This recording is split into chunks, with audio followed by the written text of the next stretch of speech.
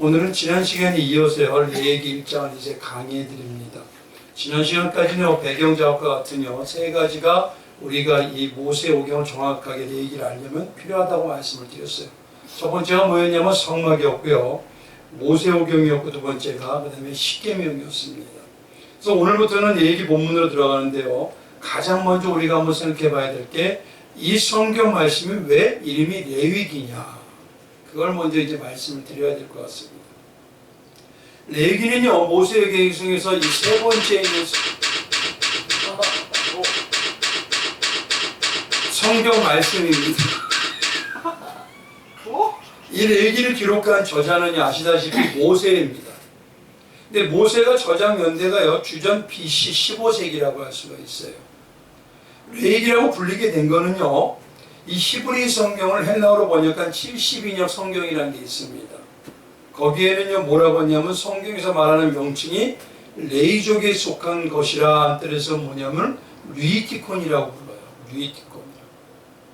근데 이것을요, 라틴어 성경에는 멀게이트역이라는 것이 있는데 거기는 뭐냐면 제사율법과 제사법전이라는 뜻으로 레비티쿠스라고 불렀습니다. 근데 이거를 가지고 영어에서는요, 그 뜻을 찾은 게 아니라 그대로 불러서 영어에서도 레비티쿠스라고 부릅니다. 근데 이것이 중국어를 통해서 우리나라에 넘어오면서 그냥 우리는 쉽게 레위기다라고 불리게 된 것이에요. 레위기는 성도님들이 말할 때 일반적으로요, 레위기까지만 가면 수면제와 같다고 얘기를 많이 합니다. 성경의 세 번째 있는 말씀이기 때문에 그만큼 서론과 하나님의 뜻을 집대성한다고 할 수 있는데도 창세기와 출애굽기는요, 흥미진진하고 유발이기 때문에 긴장감이 있어서 그걸 잘 봅니다. 근데 오직 다양한 레위기는 제사 제도와 그 다음에 제사의 절차와 이 용어들이 있기 때문에 어떤 데는 따분의 법의 규정 때문에 사람들이 이것을 좀 등한시하기 시작했어요. 근데 이 레위기를 영적으로 이해하면 이런 겁니다. 교회 시대를 사는 성도가요, 하나님이신 예수님과 하나 되고 동행하면서요, 거룩하고 행하는 올바른 유일한 방법이 뭐냐? 그게 바로 예배다라는 소리예요. 그래서 예배와 예배의 삶에 대해서, 예배자의 삶에서 올바른 영적인 방향을 알지 않으면 하나님에 대해서 우리가 만남이 온전해질 수가 없다는 겁니다. 그래서 세 번째가 들어가 있는 게 성경의 순서상으로도 그만큼 레위기가 중요한데도 레위기가 그동안 많이 등한시돼 버렸어요. 레위기는 전통적으로 이렇게 말씀드립니다. 성경에서 가장 첫째 성경이 뭐죠? 창세기잖아요.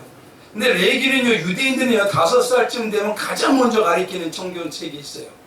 그게 바로 레위기입니다. 성경의 첫 책인 창세기가 시작이 아니라요, 자녀의 성경 교육을 시작하는 책인 레위기라는 것은 하나님을 믿는 신앙의 만큼 그 제사가 그만큼 대단히 중요하다는 거예요. 그래서 정말 지금도요, 자녀들에게 온전히 심어놔야 되는 게 무엇이냐면 예배는 반드시 드려야 된다는 걸 심지 않으면 이 예배에 대한 은혜는 없어지고요, 삶에서 하나님에 대한 여러 가지가 다 약해져 버립니다. 예배가 그만큼 어마어마하게 소중하게 하나님이 제정하실 정도예요. 그만큼 레위기는 실제 신앙과 이 교회 생활에서 가장 근본이 되고 중요한 예배, 그 예배를 어떻게 할 것인가, 그리고 어떻게 예배자로 살 것인가를 구체적으로 뿌리내려주는 교육이 바로 레위기입니다. 이렇게 중요함에도요, 정말 성도들에게 레위기를 좀 한번 띄워보셨어요? 그러면 띄워봤다는 분들이 가물에 콩나듯이 있어요. 그럼 레위기를 기록하게 된 목적이 무엇이냐라는 걸 먼저 이제 말씀을 드립니다. 레위기라는 이 책의 제목은요, 솔직히 내용과 맞지가 않습니다. 왜냐하면 레위기는요, 이름처럼 레위인과 관련된 내용이 거의 나오지 않아요. 레위인과 관련된 게 아닙니다. 제사장들에 대한 지침서로 가득합니다. 제사장들. 그러니까 제사장들이 제사 드리는 방법에 대한 거죠. 이 말을 다르게 하면요, 제사장들이 제사를 드리는 건 누구 때문에 드리는 거예요? 하나님의 명령으로 이스라엘 백성들에게 제사를 드리도록 그들이 이끄는 거 아닙니까? 그러니까 결국 뭐냐면 하나님의 백성들을 위해서 기록한 말씀이 레위기입니다. 레위기는 그다음에 제사장뿐만 아니라요, 이스라엘 백성도 반드시 숙지해야 된다는 게 하나님의 뜻이었어요. 그래서 상세한 예배 절차와 거룩하게 드린 예배자의 삶의 기준이 어떤 것이라는 걸 알 수 있는 지금의 우리의 예배의 삶에도 적용이 되는 게 바로 예배입니다.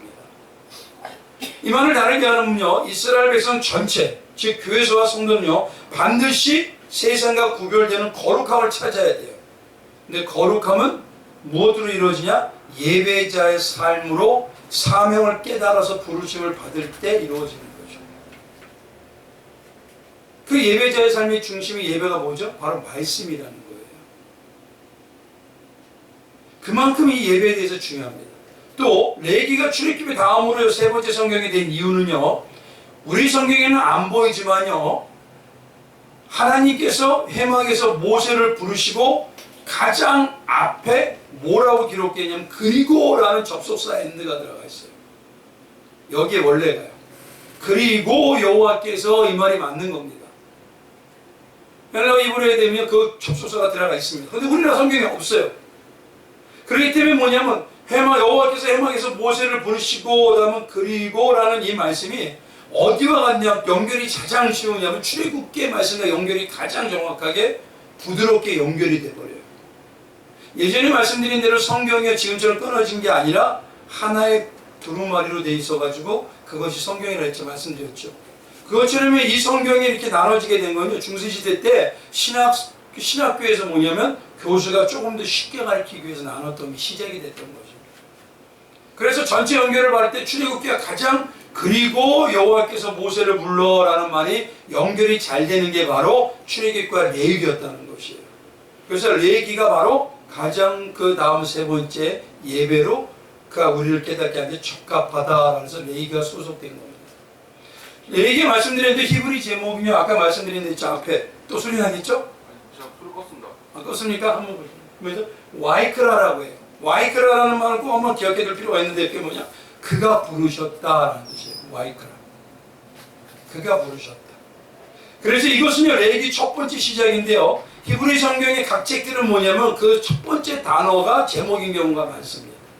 그래서 레위기 1장에서 하나님께서 뭐에서 부르세요? 회막에서 모세를 부르셨다라고 해서 와이크라라고 하는 부르셨다라는 말로 이 레위기 제목은 원래 그렇게 히브리 말로 됩니다. 레위기는 결국 하나님께서 모세를 회막에서 부르셔서요, 레위기 말씀을 주셨는 것으로 해서 회막에서라는 말이 왜 중요한지에 대해서 그 의미를 분명히 알아야 합니다. 왜냐하면 출애굽기 마지막 장인 40장에서 39절에 보면요, 출애굽기 바로 앞에 거기 성막이라고 하는 회막이 완성이 됩니다. 그리고 출애굽기가 마무리가 되고 끝입니다. 근데 그때요, 성막에서요, 하나님께서 영광의 슈카나의 구름에요, 온 구름이 어디에 덮이냐면 성막의 회막에 덮어버려요. 기록에 의하면 그게 맞게 덮였다고 그러더라고요. 그래서 성막 전체가 하나님의 영광으로 충만해집니다. 근데 이것이 뭐 이렇게 중요한가 하냐면요, 하나님의 영광이 슈카나의 구름의 영광은 그 전에까지 어디에 있었냐면 시내산 꼭대기에만 있었어요. 근데 이것이 시내산에서 하나님이 이제는 바뀌어버린 거예요. 그럼 보십시오. 하나님의 영광이 임재가 있다는 것, 시내산이 지전에까지는 뭐가였다? 예배의 장소였다는 소리예요. 하나님이 예배를 드리는 장소가 바로 시내산이었다는 소리입니다. 그런데 이제는 이 영광의 구름이 어디로 왔냐? 회막으로 넘어와 버렸어요. 쉽게 말하면 영적으로 이것은 회막이 성막이 완성된 후 성막을 여호와께서 뭐냐면 자신의 거처로 삼으셨다라는 뜻입니다. 하나님께서 이제 거기를 내 거처로 삼겠다라는 그런 하나님의 강한 선포가 들어가 있는 거예요. 그래서 이 회막이 정말 하나님께서 그곳을 거처로 삼았다는 걸 정확하게 성전으로 비유했던 게 바로 솔로몬 성전 때 하나님 앞에 기도하고 난 다음에 그랬다 어떻게 되죠? 하나님의 영광이 거기에 충만하게 임했다 그래서 성전이 임했다 그러고, 이제는 예배, 우리가 교회를 시사대로 사는 우리는 어떻습니까? 예배당이 중요한 게 아니라 성전은 어디입니까? 여기잖아요. 우리 안에 하나님께서 직접 영광으로 임재하실 거라는 그 성령의 역사를 예표하는 것이기 때문에 중요합니다.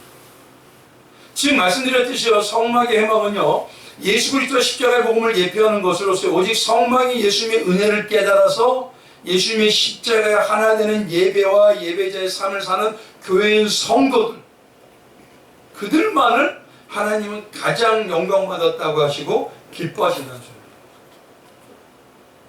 그래서 하나님께서 우리 안에서 함께 사시면서요, 성도의 최고의 능력, 그걸 일명 뭐라고 하냐면 신약에 가서 임마누엘이라고 그러죠. 하나님이 우리와 함께 하신다. 그래서 임마누엘 하신 하나님의 최고의 능력이 어디에서부터 시작되느냐? 그게 거룩하게 기뻐하시는 유일한 영적 방향인 예배에서 승리할 때부터 이루어진다는 걸 끝없이 얘기하고 계십니다. 그래서 이렇게 말씀을 드릴게요. 지금 이 시대가 기독교가 많이 어렵다고요?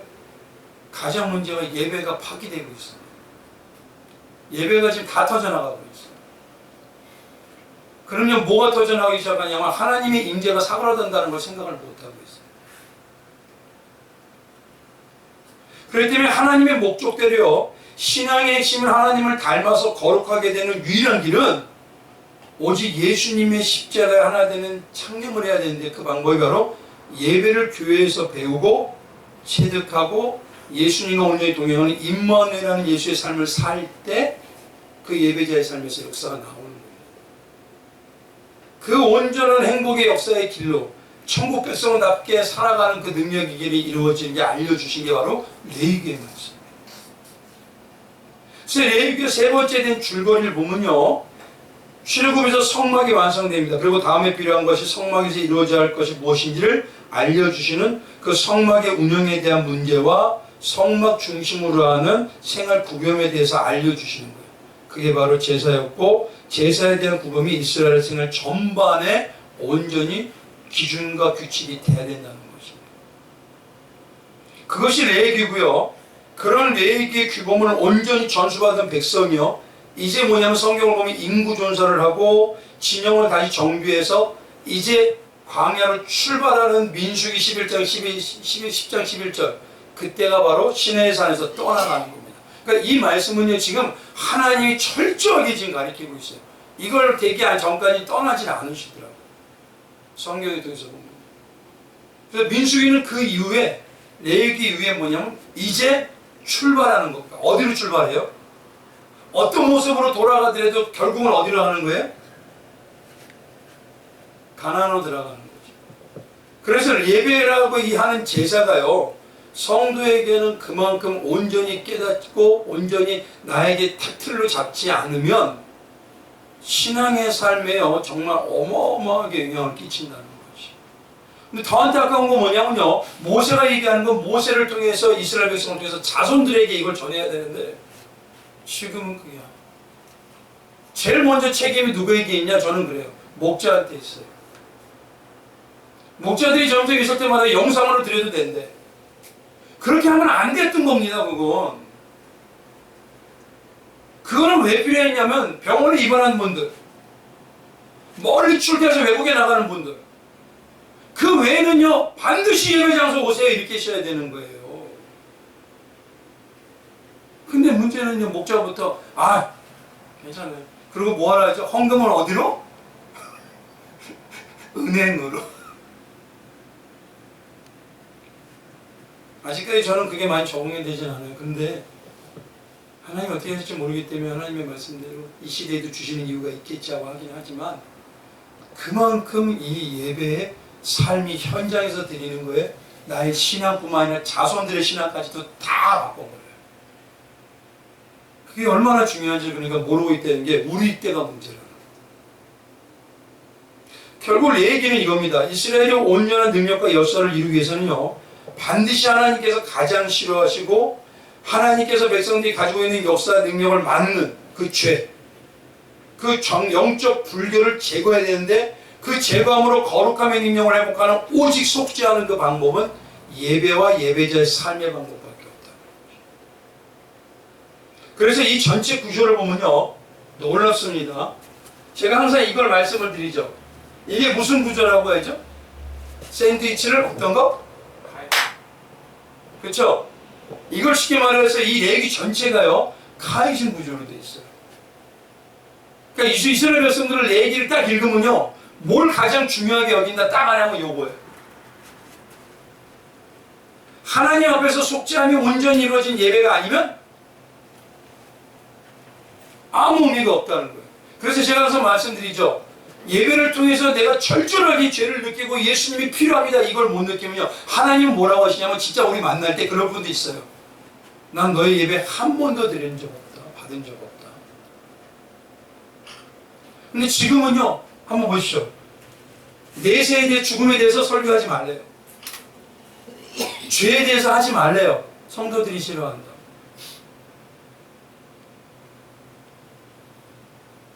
그럼 뭘 해야 되죠? 뭐냐면 제가 너무 안타까운 게 신학교에서 이걸 뭐 성도들이 복받는 길을 막고 있어요. 또. 근데 문제는 뭐냐면 성도님들도 그런 거 싫어하니까 안 해주셨으면 좋겠어요. 또 이래요. 말씀이 거미되는 이유는요, 우리 안에 뭐냐면 죄성을 도려내야 되기 때문에 그렇습니다. 그것이 바로 예배에서 이루어지는 거예요. 이 예배에서. 근데 이제는요, 한두 번 그럴 수 있지 뭐. 이건 지금 얼마나 내가 만성이 돼가고 만연해지고 있다는 걸 모르고 있는 거예요. 그래서 레위기 9조를 보면요, 첫 번째가 제사에 대한 하나님의 명령입니다. 그래서 제물에 대한 규례가 1장 3절부터 7장까지 계속 나와요. 번제, 소제, 화제, 속제제, 속번제, 제사에 관해 추정하는 다양한 지침들, 그리고 세 번째로 8장부터 아론과 그의 자손들의 제사장들에 대한 규례가 나옵니다. 그리고 그 다음에 11장에부터 어디냐면 일상생활에서 정결함과 부정함에 대한 것들이 나오고, 가장 16장의 중심에 대속죄에 대해서 나와요. 그리고 두 번째로 넘어가면 이제 이스라엘의 일상생활의 삶, 그러니까 예배자의 삶에 대해서 나오는 게 17장부터예요. 그래서 백성들을 위한 규례가 나오고, 제사장들을 위한 규례가 나오고, 희생으로 드렸던 제물에 대한 규례와 여호와를 기리는 절기들에 대한 그 규칙, 그 다음에 등장용 기름과 진설병과 신선 모독에 대한 거, 개인의 상해에 대한 것 등, 그 다음에 7주의 안식년과 희년에 대해서 나오고, 여덟 번째로 여호와의 신앙에 대한 축복과 저주가 무엇이다, 그것에 대해서 이제 26장에 나옵니다. 그리고 마지막이 하나님께 바치기로 서원한 자에 대한 규례, 이 삶에 대해서 이제 나오기 시작해요. 그래서 전체가 이렇게 되는데, 가장 이거를 딱 중화 두 가지로 딱 잘라보면요, 어떻게 되냐. 첫 번째는요, 이겁니다. 1장부터 16장까지가 뭐냐? 거룩한 하나님 앞에 나아가는 방법인 예배. 거룩한 하나님 앞에 나가는 방법에 대해서 얘기해요. 그리고 17장부터 25장까지가 뭐냐? 하나님 앞에서 거룩하게 삶을 살아가는 방법에 대한 예배의 삶에 대한 내용이에요. 그래서 출애굽기를 쉽게 말하면 구원에 대한 6월절이 중심이기 때문에 구속의 성경이라고 하거든요. 근데 레위기는요, 그 구속을 어떻게 우리에게 이루어졌고, 어떻게 이 구속의 은혜가 그대로 지금도 끝없이 유지시킬 수 있나, 그 법을 알려주는 것이 레위기이기 때문에 속죄와 거룩의 성경이라고 얘기합니다. 근데 그게 말씀드린 대로 말로 예배에 대한 방법, 이게 다 치고를 주셔주시는 거예요. 그럼 이제 1절부터 들어가겠습니다. 우리 1절부터 2절 한번 다시 한번 읽어볼게요. 시작. 여호와께서 해막에서 모세를 부르시고 그에게 말씀하여 이르시되, 이스라엘 자손에게 말하여 이르라. 너희 중에 누구든지 여호와께 예물을 드리려거든 가축 중에서 소나 양으로 예물을 드릴지니라. 레위기 전체 주제는요, 쉽게 딱 한번 말하면 거룩입니다. 거룩이라는 거 다 아시죠? 뭐냐면 구별됨이라는 거예요. 그래서 레위기 11장에 가보면요, 44절 이렇게, 나는 여호와 너희 하나님이라. 내가 거룩하니 너희도 몸을 구별하여 거룩하게 하고, 땅에 기는 질짐승으로 말미암아 스스로 더럽히지 말라. 이 길짐승이라고 하는 건 뭐냐, 땅에 긴다는 건 땅을 위주로 사는 그들을 닮아가지 마라, 이 소리입니다. 이게. 그래서 레위기를 통해서 하나님은 이스라엘 백성에게요, 너희는 이제 내 백성인 내 백성답게 살아라, 이 소리를 얘기합니다. 막연하게 그렇게 얘기하신 게 아니라 그 백성답게 사는 거룩한 방법에 대해서 세세하게 말씀을 해주시는 게 바로 레위기고 제사이고, 그것이 예배와 예배자의 삶이다라는 것입니다. 그래서 다시 말씀드리지만요, 성도들이 오해하는 거 분명히 아셔야 돼요. 좀 제발 이런 얘기 안 했으면 좋겠어요. 예배를 빼먹고 안 빼먹는 게 중요한가요? 그건 이제 그만 얘기할 필요가 있지 않습니까? 그건 유치한 수준입니다. 그건. 당연히 빼먹어야 돼요, 안 빼먹어야 돼요?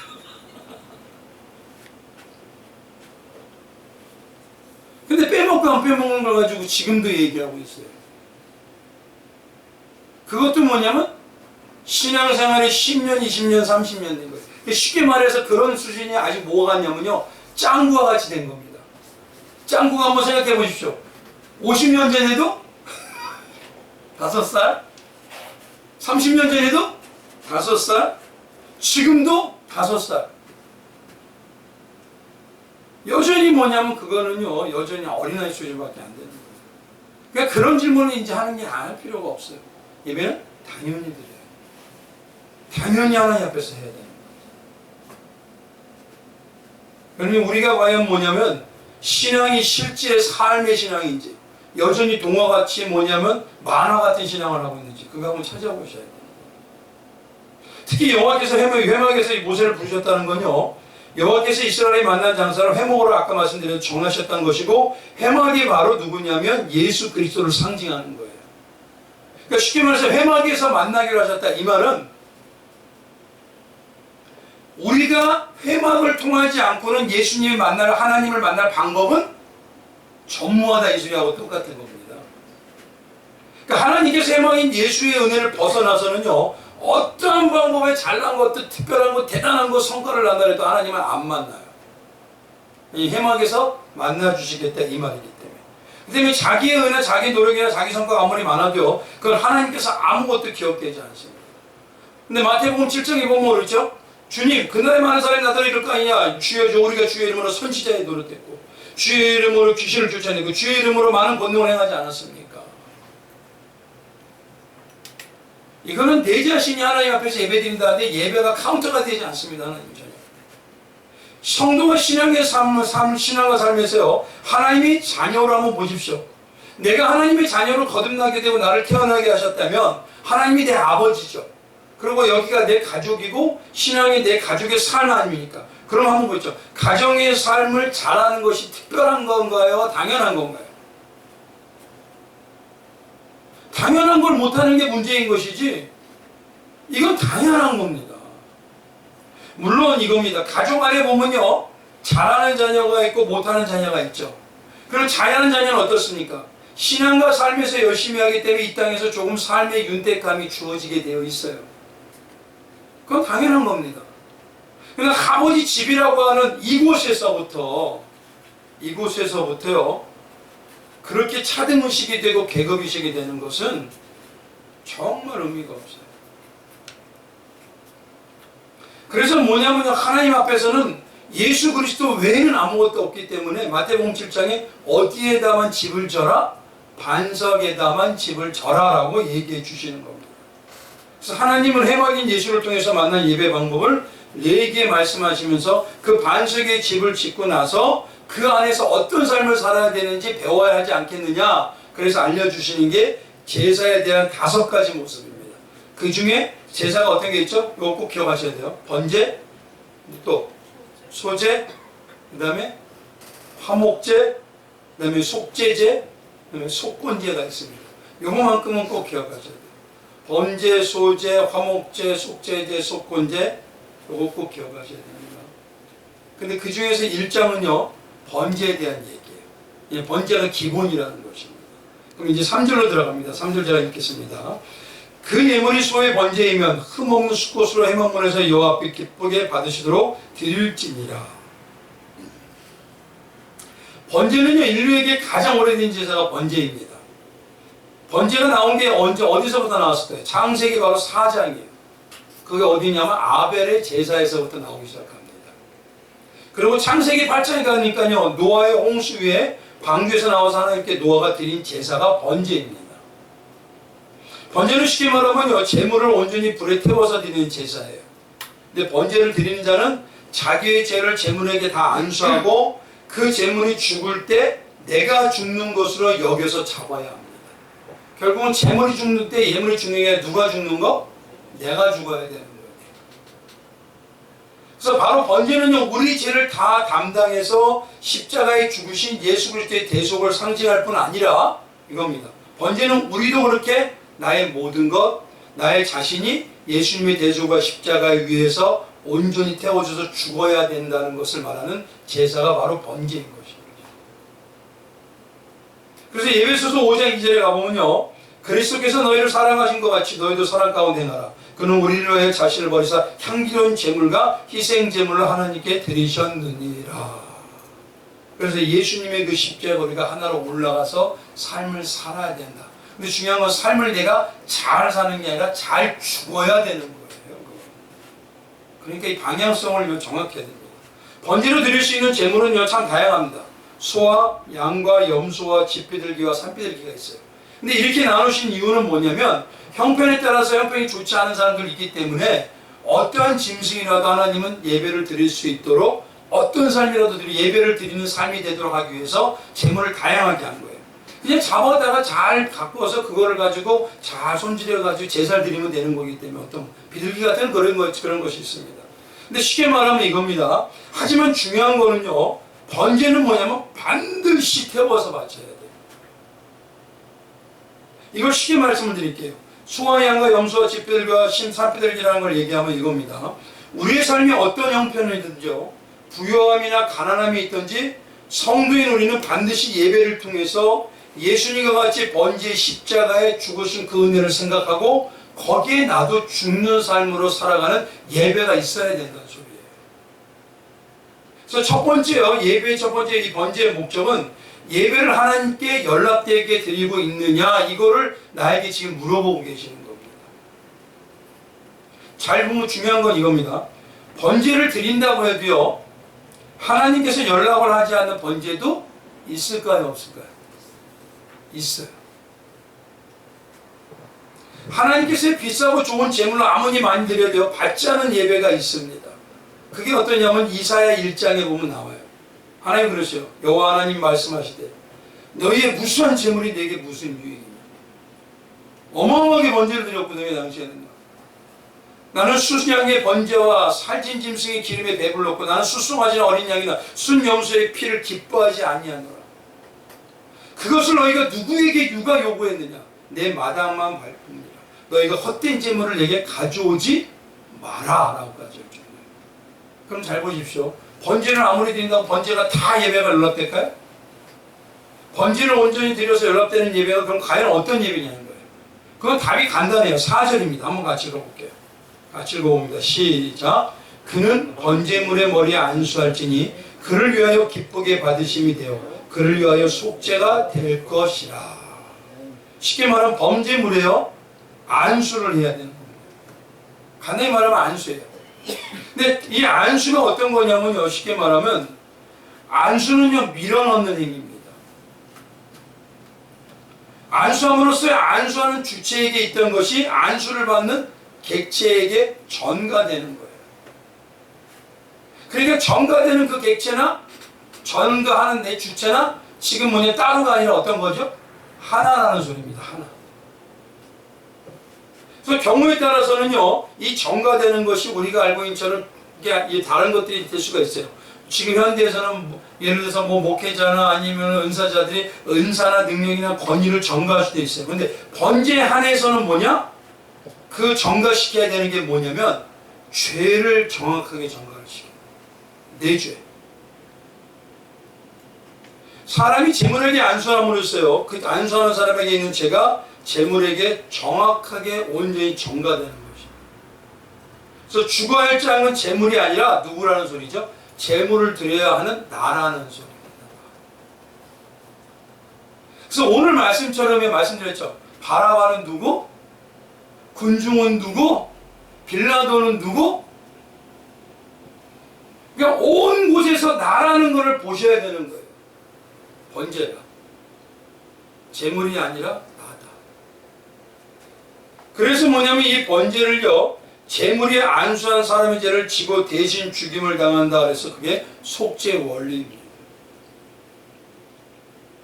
레위기는요, 이 속죄라는 원어가요 키페르라고 해서 47번이 나옵니다. 레위기만 해도. 그러니까 속죄의 개념은요, 대리적 형벌을 통해서 하나님의 공의에 만족을 된다는 소리예요. 대리적 형벌을 통해서 하나님의 공의에 만족. 그러니까 쉽게 말하면 예수님이 십자가에 지시는 걸 내가 우리의 죄를 대신해서 지셨다면 그 십자가가 내 삶과 내 시간과 내 안에 어떻게 해요? 그대로 갈무리 돼서 와야 되는 거예요. 이걸 전에 어떻게 말씀을 드렸죠? 내 형제가 진짜 죽은 사건이면, 내 부모가 죽은 일이면, 내 사랑하는 사람이 죽었다면 잊어버려지면 안 잊어버려져. 그럼 뭐냐면 내 죄 때문에 예수님이 저 죄로 내 죄를 담당하고 죽었다는 게 내가 삶으로 느껴져야 된다. 그래서 신앙은 배우는 겁니까? 삶입니까? 삶이라고 하는 겁니다. 그래서 번제에서 가장 중요한 게 뭐냐면 이겁니다. 죄에 대한 깊은 성찰이 없는 번제는요, 온전한 번제가 아니에요. 그리고 하나님께서는요, 그 예배는 이미 연락을 안 하시기로 작정하시고. 그래서 진짜 예배를 드릴 때 말씀은 어떠냐? 죄에 대해서 온전히 깨닫고 예수가 왜 필요한지를 가지고 만나고 그 예수님의 은혜를 회복하는 게 그게 하나님께서 원하시는 설교라는 겁니다. 그래서 이 번제는 잘 아시고 우리 죄를 대속해 십자가에 주신 예수님을 상징하는 것이죠. 바로 4절에 뭐냐? 내가 정말 예배를 드리고 말씀을 드릴 때 예수님이 그런 나를 위해서 돌아가셨던 내 죄성을 온전히 찾는 눈이 열려지고 있느냐, 이걸 좀 보셔야 됩니다. 그냥 하나님 예수님이 이렇게 했다니까 그거 있잖아요. 한마디로 뭐냐면 로마 병정의 그 종들도 치료받는 번제 받았어요. 그럼 첫 번째 이렇게만 해요, 두 번째 이렇게만 해요, 3번째 세 번째 이렇게만 해요. 이거는요, 그거는 하나님 말하시는 예배와 설교의 방법이 아닙니다. 이제 5절에서 9절까지는요, 이 번제를 온전히 드리는 이제 과정을 설명하고 계세요. 그러니까 하나하나 그 과정이 뭘 얘기하냐면 십자가의 대속의 은혜를 온전히 만나고 내가 어떻게 예배의 중심으로 어떤 마음으로 살아야 되는지에 대해서 그걸 얘기하는 것이 바로 5절에서 10절에 대한 방법입니다. 예배. 그래서 5절을 보면 첫째가 뭐냐? 첫째가 뭐냐? 행원문 앞에서 제단 사방에 피를 뿌려야 된다는 거예요. 제사 드리는 자는요, 드리는 자가 안수하고 자기가 드릴 제물을 직접 잡습니다. 바로 뭐냐? 그 제물을 잡으면서 그의 피가 나오는 거, 그 제물이 서서히 죽어가는 게 누구라고요? 나예요. 제가 그래서 필리핀에서요, 선교를 갔을 때요, 그때 뭐냐면은 필리핀은 얼마 안 하더라고요. 그래서 돼지 한 마리를 샀어요. 요만했어요. 근데 이걸 옆에서 제가 다 보고 다리를 잡으래요. 저는 뭐냐면 이걸 도대체 어떻게 잡으려고 다리를 꽉 잡았죠. 끈으로 묶었죠. 근데 놀라운 건 돼지가 벌써 알아요. 돼지가 알더라고요, 그거. 근데 놀라운 건 다리를 앞뒤를 잡고요, 머리를 이렇게 누르고 있는데 그 현지민이 뭐냐면 이만한 식칼을 가지고 오더니 어디를 찌르냐? 목을 푹 찔러요. 거짓말 아니고 진짜 피가요, 쫙 아픈 거잖아. 제가 그거 보는 순간 이 말씀이 탁 떠오르더라고요. 아, 내가 저렇게 죽어야 될 놈이었구나. 그러니까 지금 제사 드리는 사람이 죄를 느낀다는 건 그걸 잡으면서 뭐하냐? 그 피가 뭐냐면 내 피예요. 서서히 눈에서 생기가 없어지는 게 내 눈이에요. 내가 하나하나 떨어지고 벌려지는 게 나예요. 그걸 느끼지 않으면 하나님 예배 받았다고 인정해 주지 않는다는 거죠. 근데 여기서 중요한 게 뭐냐? 그 피를 제단 사방에 뿌리라 그랬죠. 번제단에서 죽어야 된다는 번제를 나타내는 이 복음은요, 피의 복음은 성도의 전 삶에 뿌려져야 된다.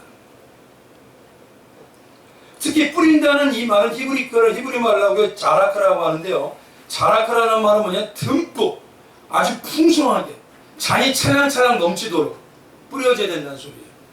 그럼 보십시오. 이걸 쉽게 말해요. 내 삶의 전체가 뭐다? 예수님의 피의 복음으로 그 안에 있는 삶이 되어야 된다. 번제가.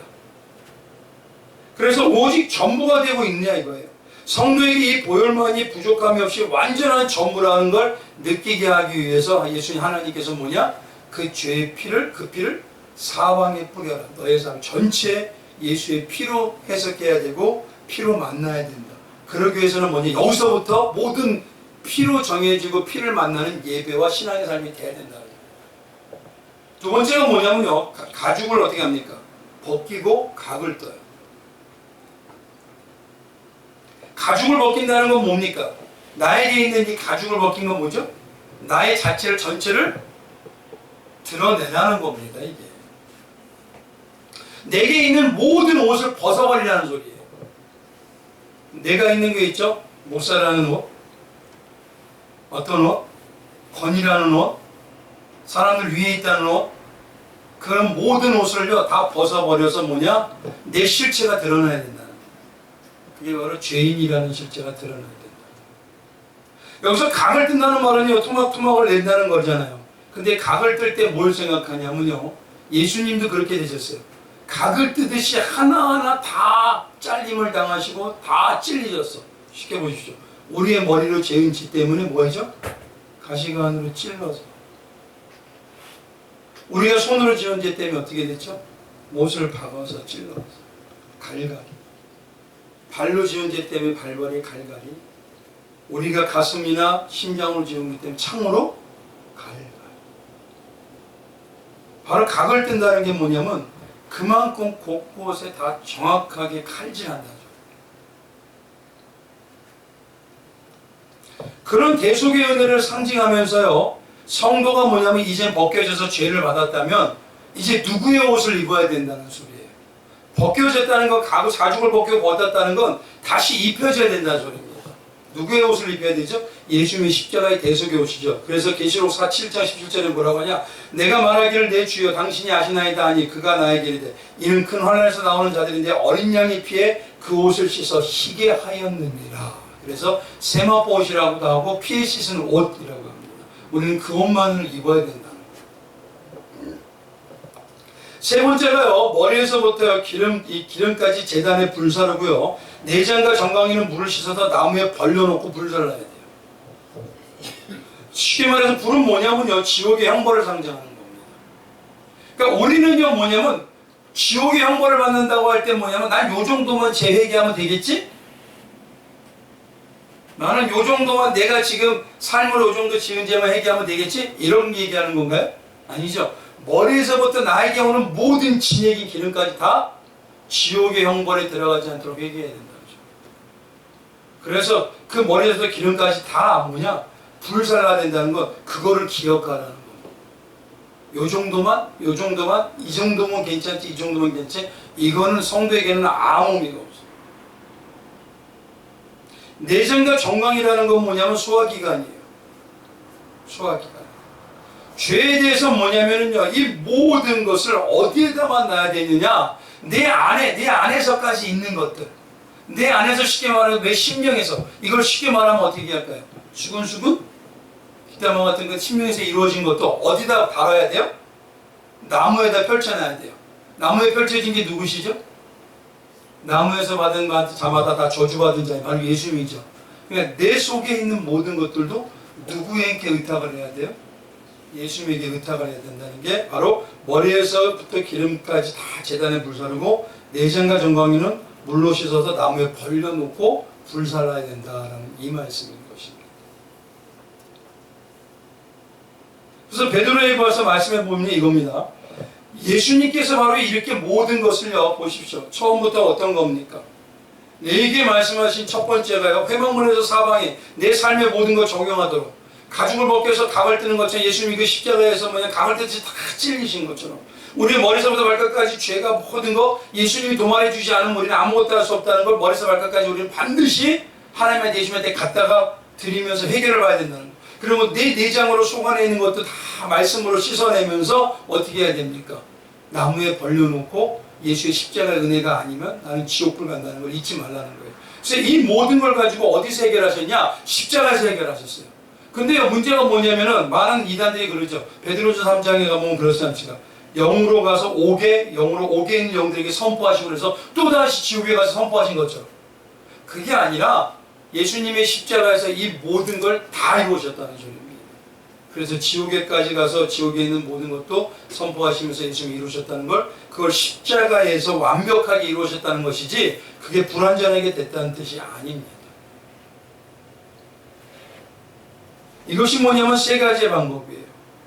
특히요, 오늘 본문 말씀에 가보면요, 13절과 17절에 보면요, 이런 말씀이 있어요. 13절 한번 가보시죠.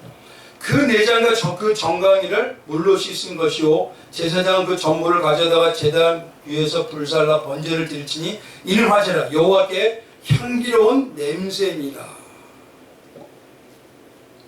아까 말씀드린 대로 그런 방법이 하나님께서 뭐냐면 향기로운 냄새라 하시는 거예요. 근데 한번 보십시오. 솔직히요, 고기 타는 냄새가 향기로운 냄새는 아닙니다. 그냥 우리처럼 삼겹살이 아니라 겉에 있는 뭐 다 타버린 노린내 나는데, 결국 이 모든 번제 과정이 뭐냐? 예수 그리스도의 십자가 대속을 보여주면서요, 우리의 역한 게 그 십자가에서 다 날아간다는 거죠. 근데 오히려 하나님은 그걸 기뻐하셔요. 그래서 하나님은요, 우리의 죄가 사해지는 예배와 말씀의 방향을 제일 기뻐하신다는 겁니다.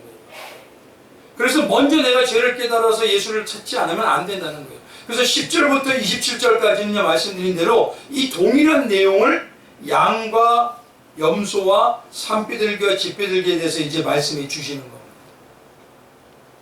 그러니까 동일한 내용은 10절에서부터 27절까지 이루시는 거예요. 말씀드린 대로 삶이 좀 가난했다고 제사를 못 드리면 안 되고, 하나님께 이미 다양하게 제사의 방법을 말씀을 드리고 있어요. 그래서 제사라는 예배는 어떻게 합니까? 신령과 진정으로 드려야 되는 것이지, 물질이 많고 적음으로 예배를 드리는 게 아니라 잘 드린다 못 드린다 그러면 안 돼요. 그래서 예수님께서 마가복음 12장에 그러셨죠. 두렛돈을 드리는 과부에게 그가 뭐라고 얘기합니까? 곧 생활비 전부를 넣느니라. 그가 가장 풍족하게 넣은 자니라 라고 말씀해 주시더라는 것입니다. 결국 성도는요, 모든 영적 의미와 은혜, 그리고 우리가 하나님을 진짜 만날 수 있는 건 어디밖에 없다? 예배밖에 없다는 것입니다. 예배는 이렇게 나 자신을 예수 그리스도 십자가에 함께 올려놓고요, 나를 온전히 들려주는 능동적인 행위가 돼야 돼요. 그래서 말씀드린 대로 설교를 들었다고 해서 그게 내가 성경을 묵상했다 생각하면 안 되는 겁니다. 그걸 듣고 주님 앞에 가서 또 곱씹고 곱씹어서 내가 소화시켜야 돼요.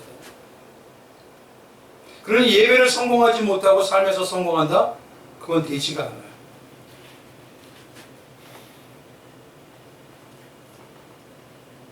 근데 너무 안타까운 건요, 지금 이 시대의 예배가요, 드리고 안 드리는 것도 여전히 똑같고, 또 한 가지가 뭐냐면요, 예배가 예배를 드리는 능동적으로 내가 잡는 자가 되고 하나가 되는 과정이 아니라 구경꾼이 돼가.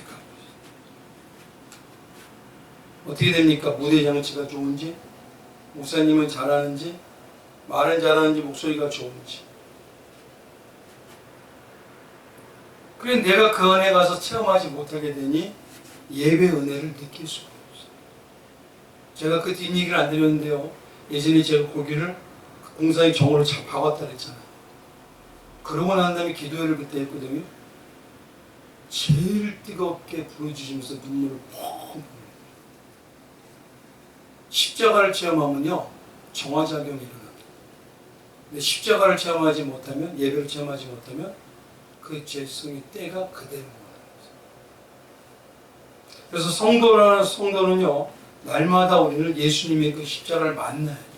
그러기 위해서 예배를 통해서 내가 죄를 드리는 번제가 확실히 이루어져야 돼요. 그런 성도만이 하나님에게 향기로운 예배드린 자요, 그 자체가 향기로운 제물이라는 걸 인정해 주신다는 것입니다. 우리 성도님들의 얘기를 통해서요, 그런 은혜가 넘치시길 주님의 이름으로 축원드리겠습니다. 기도하겠습니다. 존귀하신 하나님 감사합니다.